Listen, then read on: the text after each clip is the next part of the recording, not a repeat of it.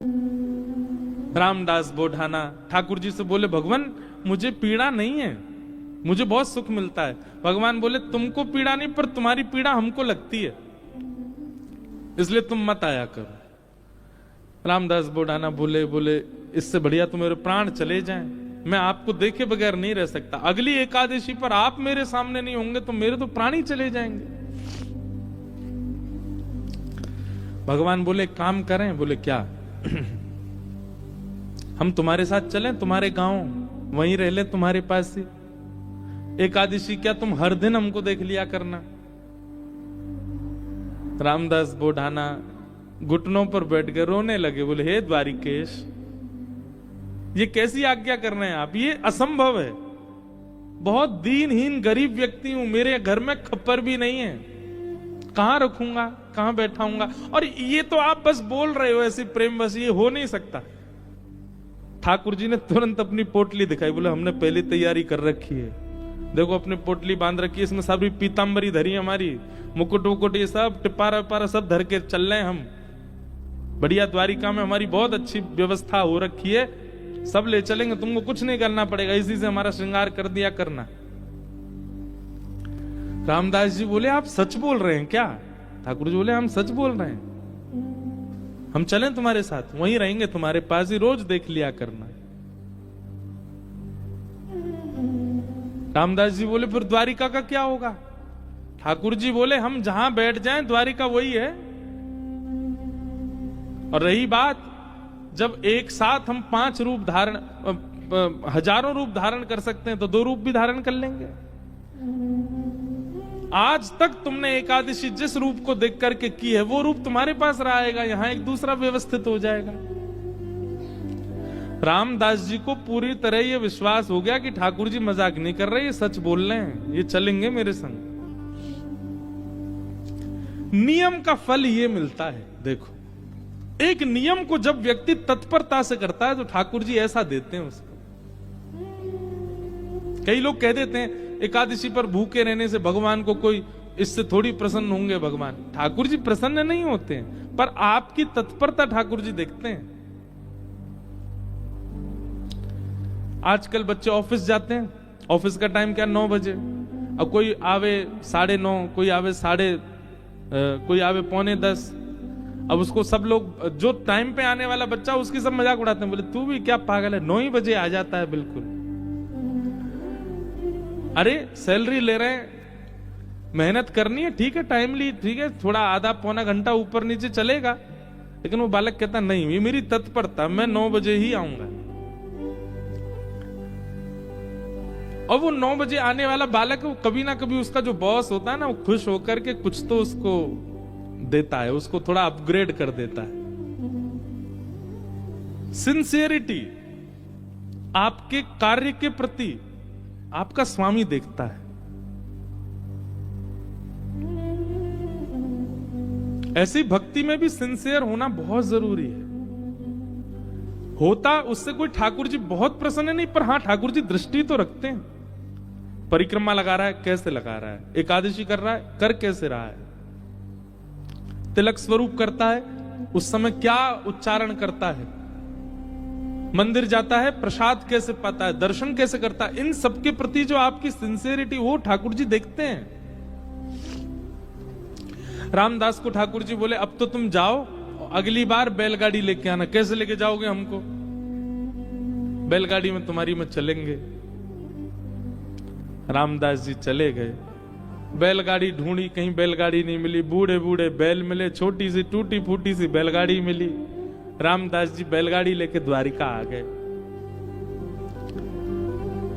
द्वारिका आए, आज सब लोग बोले, क्यों रे भाई रामदास, अब तो तुम बैलगाड़ी में आने लग गए।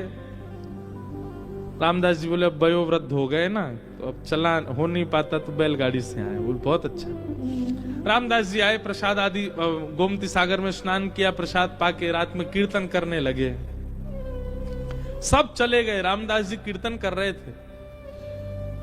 अचानक से एक कपाट खुला ठाकुर जी का। अभी तक तो ठाकुर जी चिंतन में बात कर रहे थे रामदास से, पर रामदास जी ने नेत्र खोल करके देखा तो स्वयं द्वारिकाधीश अपनी एक भुजा में तो पोटली उठा रखी है, और एक भुजा से किवाड़ खोल रहे हैं और दो भुजाओं से बढ़िया शंख चक्र आदि सब समेट रखे हैं। ठाकुर जी ने मुकुट उकुट सब भर रखे हैं। और रामदास बोले कहां तेरी बैलगाड़ी, जल्दी बता चलें। जैसे कोई भागता है घर छोड़ के, ऐसे ठाकुर जी भाग रहे थे। आज भी मंदिर दर्शन करने जाओ आप तो द्वारिकाधीश जी की जब परिक्रमा करेंगे तो पीछे ही रामदास बोढ़ाना जहां से जिस खिड़की से ले गए ठाकुर जी को, वो खिड़की है अभी भी मंदिर में। ठाकुर जी निकल के बाहर आ गए। चलो, रामदास जी को तो विश्वास ही नहीं हो रहा है, स्वयं द्वारिकाधीश मेरे साथ जा रहे हैं।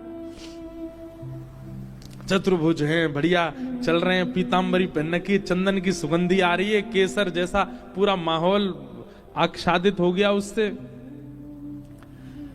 ठाकुर जी जैसे ही गए, रामदास जी बोले भगवान टूटी फूटी बैलगाड़ी है, बैठ जाओ। ठाकुर जी ने जैसी बैलगाड़ी देखी, ए रामदास त्रिलोकी का भार लेकर के मैं इन पे बैठा, तेरे बैल तो दब जाएंगे नीचे। भगवान अब क्या करें, यही व्यवस्था मिली थी। इतना सीधा, इतना भोला रामदास। ठाकुर जी बोले काम कर, तू बैठ, हम चलाते हैं बैलगाड़ी। रामदास जी बोले ऐसा मत करो नाथ, मैं ही चला दूंगा। नहीं नहीं, ये तो हमारे अभ्यास की वस्तु है। अर्जुन के खूब हमने रथ हांके हैं, बहुत दिनों बाद बैलगाड़ी मिली, चलो हांके थोड़ा इसको।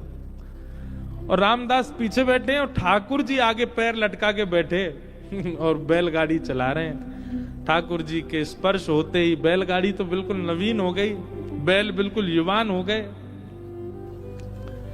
यहां मंगला का समय हो रहा था, सूर्य उदय हो रहे थे धीरे धीरे।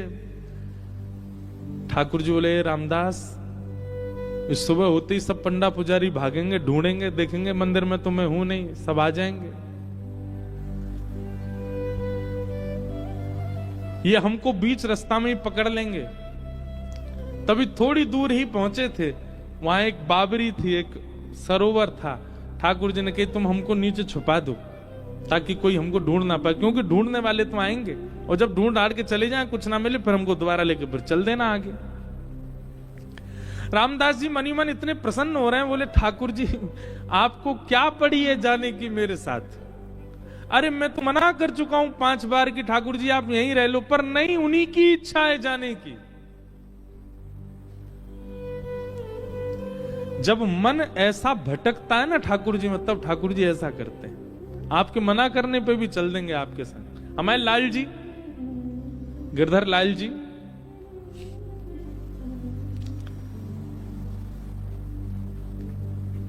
ये ऐसे ही आए हमारे पास। जब प्राप्त हुए थे ना, तो एक बार मैंने तो, अब बोलने में अटपटा लगता है, पर एक बार मैंने तो यही कहा कि मुझे तो श्रृंगार आता नहीं, मुझे सेवा आती नहीं, कैसे करूंगा, कैसे संभालूंगा, कैसे इनकी नथ बेसर धराऊंगा, कैसे इनके नेत्र श्रृंगार, कैसे मुकुट पाक कैसे बनाऊंगा। ये अभी जो ये स्वरूप दिखा आपको, दिखा उसमें, ये साल में एक बार हमारे गिरधर लाल जी जगन्नाथ जी बनते हैं, ये तब का स्वरूप है, रथ यात्रा वाले समय पर। ठाकुर जी को जगन्नाथ, और जो वैसे रूप है वो वाला भी दिखाओ जो सामान्य है।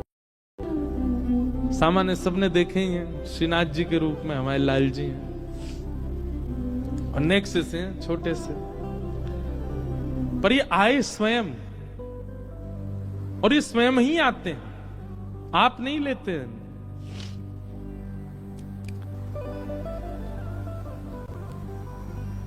रामदास नीचे बावरी में ले जाकर के द्वारिकाधीश जी को छुपा दिया। पीछे से सब पुजारी दौड़े दौड़े आए, देखा तो रामदास जी धीमे धीमे अपनी बैलगाड़ी चला रहे हैं। सबने रोक लिया, बोले रुको, तुम ही थे रात भर मंदिर में, ठाकुर जी कहां गए हमारे? रामदास जी बोले मुझे तो नहीं पता, दिखाओ। सब देखा, बैलगाड़ी में कुछ नहीं। तभी एक बैलगाड़ी के छोड़ पर ठाकुर जी की पीतांबरी का एक भाग चिरा हुआ, फटके इरज गया।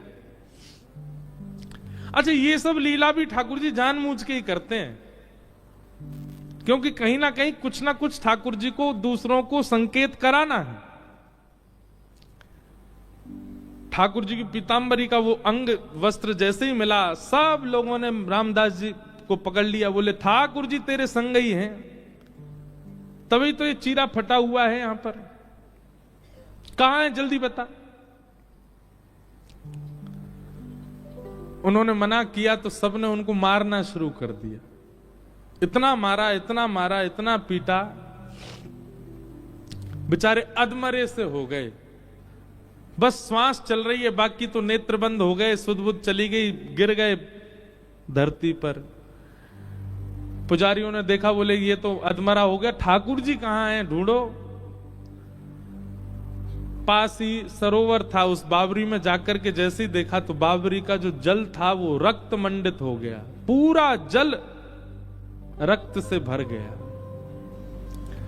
देख करके सब लोग घबरा गए, सारे ब्राह्मण बोले ये जल इसका कैसे हो गया, ये जल आ कहां से, ये रक्त आ कहां से रहा है। दौड़ करके जाके देखा तो एक जगह ठाकुर जी विराजमान थे, और जहां जहां रामदास जी को डंडे मारे गए वहां वहां श्री द्वारिकाधीश जी के श्री अंग पर भी डंडे के निशान, और हर स्थान से रक्त निकल रहा था।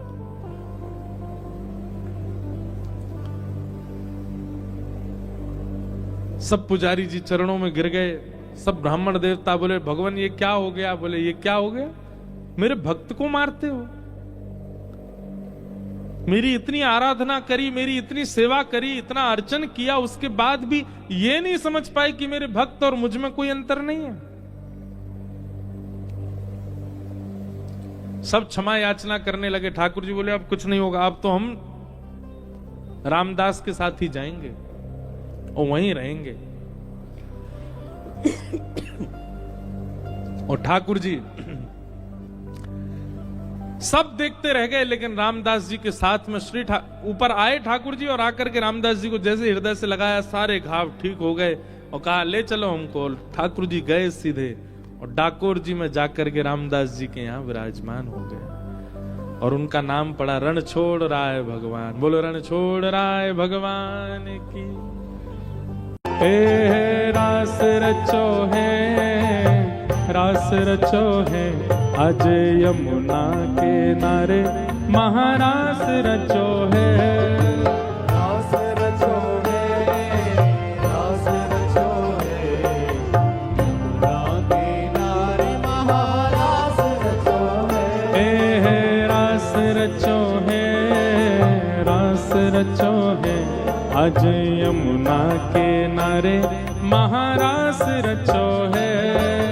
रास रचो है, रास रचो है, यमुना के नारे महारास रचो है।